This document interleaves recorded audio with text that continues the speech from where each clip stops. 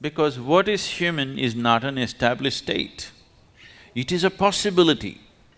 It is not a fixed state. If this possibility has to be made use of, there is a whole system of understanding that needs to happen.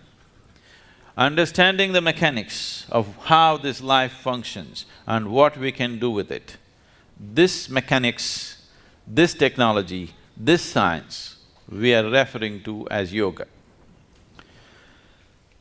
I don't know what types of stuff you're doing, but my experience in United States, particularly in California, a lot of people believe yoga started in California. Yes. I met somebody who seriously believed it was Madonna who started yoga.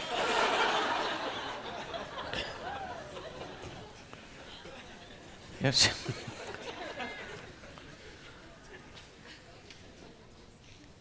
So this mechanics of life, this is as simple as this.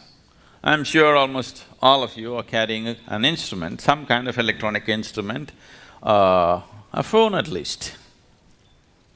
The more you know about this phone, the better you can use it. Is that so? Last year, the cell phone companies in India made a survey. India is the largest growing market for telecommunications right now. Every month we are adding about 5.5 million cell phones, okay. In a year, about 60 million cell phones are being added to the service, because everybody is having 3, 4, 5 these days. They made a survey. That's the second one, you haven't heard the first one. They made a survey and they found out that 97% of the people are using only 7% of the capabilities that are there in an ordinary phone. I'm not talking about the smartphone, I'm talking about the dumb phone. In the dumb phone, 97% of the people are using only 7% of its capabilities. So they were contemplating, if we remove 90% of the electronics, still most people will never know. And we can even give them a 500 rupee discount. They will be happy, we will be happy, Maybe they've already taken it off, we don't know. Only if you try to use all of them, all the functions, then you realize something is not working. So, in a little gadget, you're using only 7%. This is the gadget. Every damn gadget has come out of this. How much percentage do you think are you employing this gadget? Just make a guess. How much percentage? 2, 5? You're being very generous to yourself. It's well below 1%, because for your survival process, to conduct your life in the material world, you do not even need 1% of what this is. This is capable of perceiving the whole cosmos. If you prepare it properly, if you hold it, this is like an antenna. If you hold it in the right position, it can just grasp everything in the existence. It is just that we are doing all kinds of things with it, because right now, our whole perception of life is limited to the physical nature of the existence. Physical is like the peel of the fruit. It has no purpose of its own. In the sense, if you have a fruit, the moment you eat the fruit, the peel goes straight to the trash can, isn't it? The peel is only a package. Only because the fruit is valuable, package is important. Right now as you sit here, this body is very important.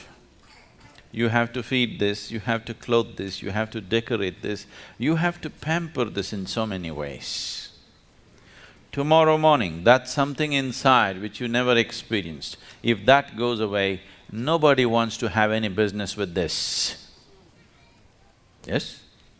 Only because the fruit is inside, this peel has become very valuable. Now, yoga means not just about twisting your body, not about standing on your head, not about holding your breath. All these things a circus artist can do better than most yogis. Really? Yes or no? You don't think so? A circus artist can do far better than most yogis in terms of twisting the body, doing this, doing that, holding different positions. That is not the purpose of yoga. Unfortunately, if you utter the word yoga, people think you have to be in some impossible posture. Yoga is not about postures. It is just a minuscule aspect of yoga. Yoga means, in your experience, everything has become one. The word yog means union. What is the union? What can unite with what? As you sit here, your idea and your sense and your experience of who you are is very strong. You're here as an individual. But what the trees are exhaling right now, you're inhaling. What you're exhaling, the trees are inhaling. Or in other words, one half of your lung is hanging out there. Yes or no? This is not just in terms of breath. Today, modern physics is proving to you that as you sit here, every subatomic particle in your body is in constant transaction with everything else in the existence. If this transaction stops, you will cease to exist. So yoga means to know it by experience. Modern science is proving to you the whole existence is just one energy.